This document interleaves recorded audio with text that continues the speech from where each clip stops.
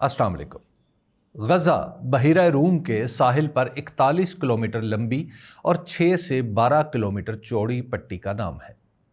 इस पट्टी का मजमूई रकबा 365 मुरब्बा किलोमीटर है। इस रकबे का अंदाज़ा यूँ लगाइए कि पाकिस्तान का दारुल हुकूमत इस्लामाबाद इससे 3 गुना बड़ा है। अगर कराची से इसका मुकाबला किया जाए तो इसका ज़िला किमाड़ी भी गज़ा से 1.5 गुना होगा, और लाहौर के अंदर सिर्फ DHA, मॉडल टाउन और जौहर टाउन को मिला लिया जाए तो ये रकबा तकरीबन गज़ा के बराबर होगा। पाकिस्तान के बेशतर कस्बों से भी छोटे इस इलाके में खान यूनस, गज़ा शहर, रफ़ा और देरुल बला जैसे मोहल्लों को अलग से शहर गिना जाता है। गज़ा के 2 तरफ इसराइल है, एक तरफ समंदर और एक तरफ मिस्र की सरहद है। खुश्की पर इसकी सरहद की लंबाई तकरीबन 60 किलोमीटर है। इसराइल ने इस सरहद को महफूज बनाने के लिए एक आहनी दीवार तामीर कर रखी है जो कई फीट ज़मीन के अंदर है और सतह ज़मीन से 20 फीट बुलंद है। गोया गज़ा एक ऐसा पिंजरा है जिसे इसराइल की इजाज़त के बगैर खोला भी नहीं जा सकता। दुनिया के इस सबसे बड़े पिंजरे में तकरीबन 21 लाख लोग रहते हैं। इसका मतलब है कि औसतन 1 मुरब्बा किलोमीटर के इलाके में 5,753 लोग बस रहे हैं। इसकी वजाहत के लिए यूं समझ लीजिए कि गज़ा में बसने वाले हर इंसान को सिर्फ ज़मीन का इतना टुकड़ा मुयस्सर है जो एक बिस्तर के लिए भी काफ़ी नहीं।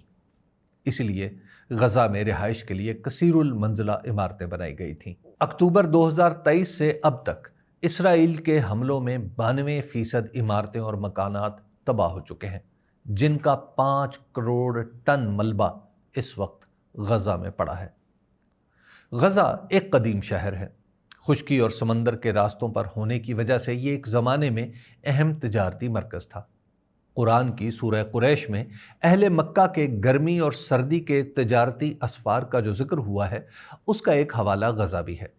उसकी वजह यह है कि हजूर अकरम सल्लल्लाहु अलैहि वसल्लम के परदादा जनाब अमर बिन अब्द मनाफ ने गर्मियों में अरब से शाम बरास्ता गज़ा और सर्दियों में यमन बगर्ज़ तिजारत आने जाने का सिलसिला शुरू किया था। अमर बिन अब्द मनाफ ही वो पहले शख्स थे जिन्होंने मक्का में हाजियों की खिदमत में रोटी के टुकड़े शोरबे में भिगो कर पेश किए। अरबी में रोटी के टुकड़े करने वाले को हाशिम कहा जाता है, इसलिए अमर बिन अब्द मनाफ का लक़ब हाशिम हो गया और वो हाशिम बिन अब्द मनाफ कहलाने लगे।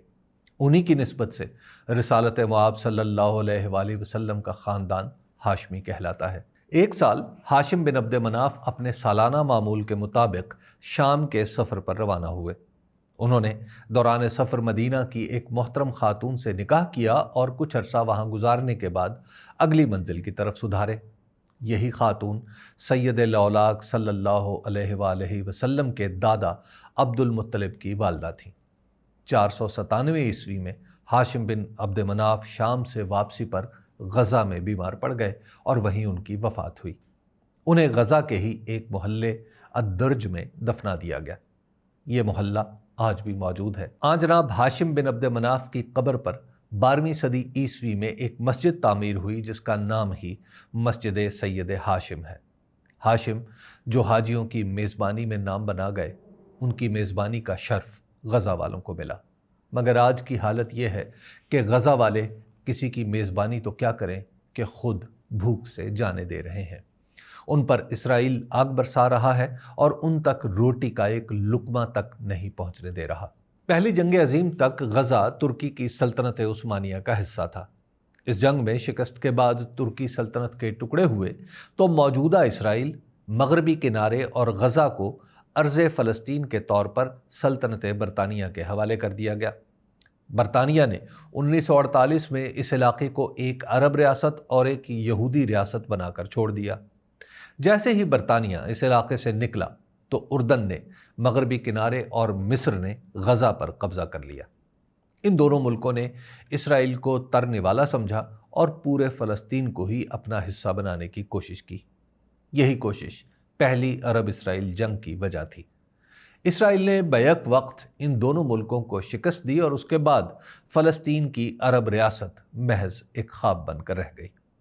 1948 سے فلسطینیوں کی جو سیاہ رات شروع ہوئی اس کی صبح آج تک نہیں آئی۔ پے در پہ عرب اسرائیل جنگوں کا نتیجہ یہ نکلا کہ 1967 میں غزہ اور مغربی کنارے پر اسرائیل نے قبضہ کر لیا۔ مصر نے 1959 سے 1967 تک غزہ پر قبضہ تو رکھا لیکن اسے اپنا باقاعدہ حصہ نہیں بنایا۔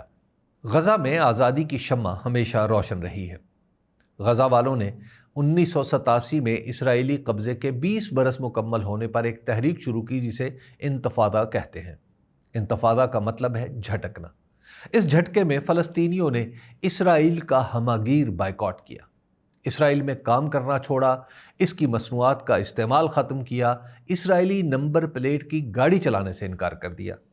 یہ تحریک دراصل فلسطینی معاشرے میں سرایت کر جانے والے اسرائیلی اثرات کو ختم کر کے خالص فلسطینی معاشرے کی بازیافت کے لیے تھی۔ اسی تحریک کے نتیجے میں 1994 میں فلسطینی اتھارٹی قائم ہوئی اور غزہ اس نیم ریاستی بندوبست کا دارالحکومت بنا۔ یہ معاملات کچھ عرصہ چلتے رہے حتیٰ کہ 2006 میں حماس نے غزہ کے انتخابات جیت لیے۔ دنیا نے حماس سے مطالبہ کیا کہ وہ ان تمام معاہدوں کی توثیق کرے جو اس سے پہلے یاسر عرفات نے کیے تھے۔ حماس نے ان معاہدوں سے انکار کیا اور یوں غزہ بدامنی کی ایک نئے دور میں داخل ہو گیا۔ اب کی بار اس جنگ میں لڑنے والے فلسطینی ہی تھے۔ ایک طرف الفتح تھی اور دوسری طرف حماس۔ غزہ کی گلی گلی میں لوگ بے رحمی سے مارے جاتے رہے۔ 2007 میں الفتح اور حماس کے درمیان عرب ملکوں کی مداخلت سے معاہدہ ہوا مگر حماس بدستور اسلحہ جمع کرتی رہی۔ اس بد اعتمادی سے معاملات بگڑتے چلے گئے۔ حماس جو سنی مذہبی تحریک تھی، معاہدے کی پاسداری نہ کرنے کی وجہ سے عرب ملکوں میں بھی اپنا وقار کھو بیٹھی اور آخرکار ایران کی پناہ میں چلی گئی۔ اس کے بعد غزہ والوں کو کبھی سکون کا سانس لینا نصیب نہیں ہوا۔ اکتوبر 2023 میں یہ امکانات پیدا ہو رہے تھے کہ مسلمان ملک اسرائیل کو اس شرط پر تسلیم کریں گے کہ فلسطینیوں کے لیے ایک الگ ریاست فراہم کی جائے گی۔ گویا وہ پیشکش جو 1948 میں رد کر دی گئی تھی، 75 برس اور ہزاروں فلسطینیوں کی شہادتوں اور زندگیوں کی تباہی کے بعد قبول کی جا رہی تھی۔